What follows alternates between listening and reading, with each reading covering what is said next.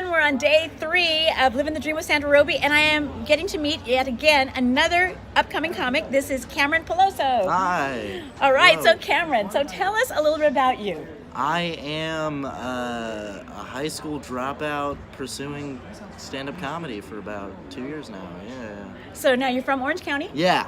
I'm from Orange County. I grew up here all my life, but yeah, I'm hoping to move up to LA in a couple of years. But yeah, it's going good. So you decided to drop out. Tell us about that.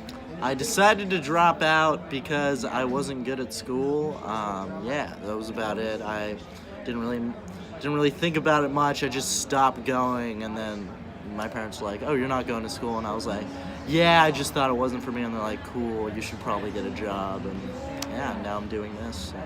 And so when you thought about jobs, you thought comedian at the top of the list. Well, I always wanted to be a comedian as a kid, but with high school, it always got in the way or something like that, or it took up a lot of my time. So I was like, I want to put my entire effort into it, I guess. So what inspired you to comedy? My dad, really. He was the funny guy of the family, really. And he showed me all my favorite comedians and stuff like that, so I really got into it through that. So what's something your dad did that you remember as being hilarious? I don't know if he thought this was funny, but we were driving to the Lion King musical, I think, and he lost his GPS, so my grandma was giving him directions, and my grandma kept messing up the directions until he snapped, and he just went on a tirade at, just yelling at cars in front of him. It was great. Yeah. And you thought it was hilarious? Yeah, I love white suburban dad anger. It's my favorite thing. It's just a spark. And so what kind of comedy do you think you pursue now? Pretty honest, but still insecure type comedy, I guess. Mm-hmm. Yeah. But honestly, I'm still developing to the point that I don't really have a style. I'm just throwing stuff at a dartboard until something sticks. You know, I did get a chance to see you. You were one of the featured comics at the Improv in Irvine a little bit ago. Yeah. And I have to say, I was really impressed. Oh, thank you very much. Yeah. I was happy with the set. Yeah, it was great.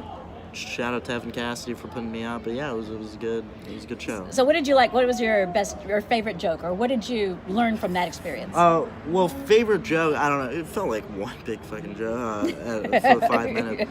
But honestly, the thing I learned about it was like the necessity of preparation and reading the crowd and finding out like what works, what doesn't in the middle of a set can really help it a lot, changing gears fast, I guess.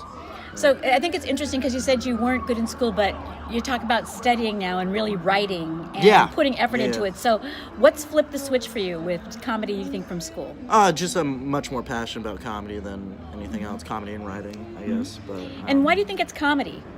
Artistically, I think it's very expressive and pretty brutally honest, to be for frank. And also, I don't know, kids told me I was kind of funny in class, and I think I'm an attention whore as well, which helps. Yeah. You are? Yeah. It doesn't seem like sure. that to me. Really? Oh, that's good. I don't know.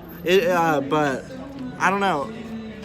Just comedy really to me just seemed like sort of a natural inclination. But the whole idea of like, hey, if you're funny, try stand-up, that's true, but you also have to work horribly for a long time, so I don't know. So how did you feel just now getting up there? Because you had some new material. And I felt horrible. It's nothing's good about new material. You have to do it for just a very long time until it's remotely funny, and then you have to keep editing. So and that's the whole thing. It's just like if you have an assignment in school, you have to rewrite and rewrite and rewrite, and plus you have to act it out. So it's a whole different layer of attention. It's performance, and it's just incredible. Stay in school, also, kids. Stay in school. Do you really wish you would have stayed in school?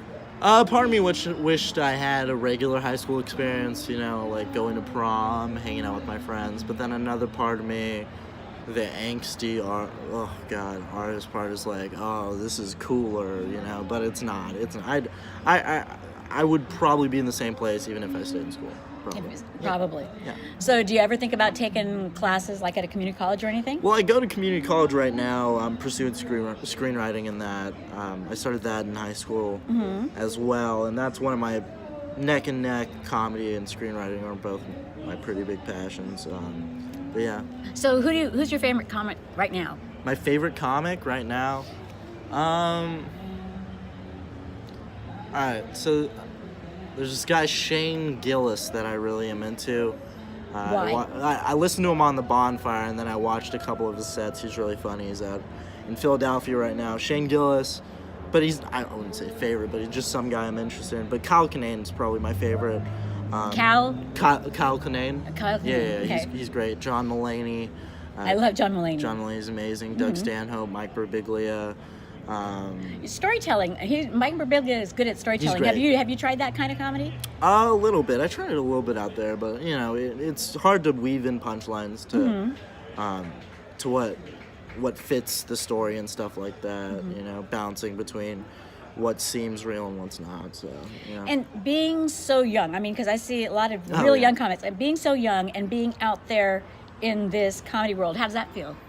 Oh, it's terrifying. It's horrible. I have anxiety all the time, but I don't know. A lot of the comics accept me, and that's really cool, and that makes me happy. And I have a lot of friends who really do help support me and help me build my jokes and stuff like that. So it's not too bad. I don't know. It's probably doing a number on my psyche, but I don't know. Who knows?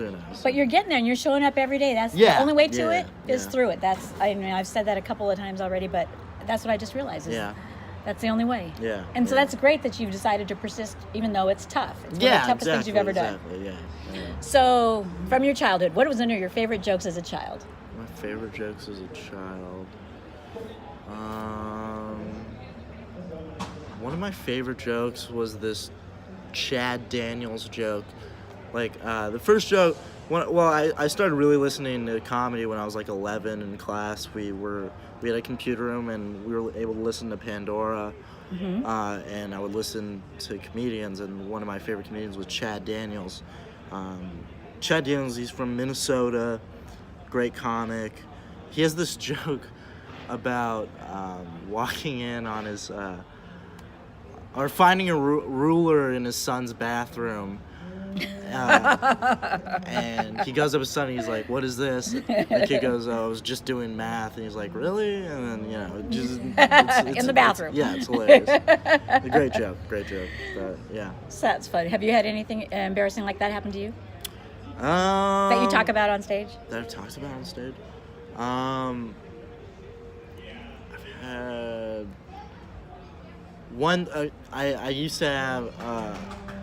I used to drive my dad's Kia Optima, and I got lucky with a lady up in Los Angeles, and I accidentally left the condom in the car, and my dad drove the car to work and found it in one of the cup holders or something like that, and then called me. He's like, "Hey, how was last night?" And I was like, "Oh, it was okay," lying. He's like, "Well, I found a gift for you."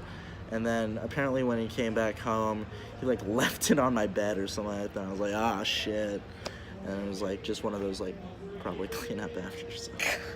But yeah, that's my dad. Yeah. There you go. Well, I have to tell you, it's been so interesting getting to know so many different people through just going to these open mic and getting a chance to meet you and to see a lot of crazy you growing. One of them. But thank you so much. Yeah, seriously. So that's good. Yeah, I'm excited to see what happens, if anything happens. We'll see. And just to grow. Okay, good. So this is Cameron, and if people want to catch up on your comedy, where can they check up on you, and what do you suggest? Oh yeah, follow me on Instagram, Cameron G Peloso, Facebook Cameron Peloso, and then I have my first short film coming out this July. It's going to be at the Newport Film Festival. It's called The Three of Us. So. Yeah. Wow. Yeah. All right. So The Three of Us. Okay, now before we go, tell me what's that one about? The Three of Us is a short film about a woman who finds her fiance is cheating on her with another guy. So that's the premise. Mm-hmm. And basically, that's a premise. But the ending is she tries to make herself look like the guy to win back his heart. It's weird. Well, it's a good thing, and I'm so happy to talk to you, and I'm so glad that you're practicing safe sex. Yeah. And that's what we're here all about. That's what safe it's all sex about, guys. and laughs Stay in and school. giggles. Okay. Okay, thank you, Cameron Peloso. Yeah, of course. And we'll see you again next time on Living the Dream. Thanks. Bye.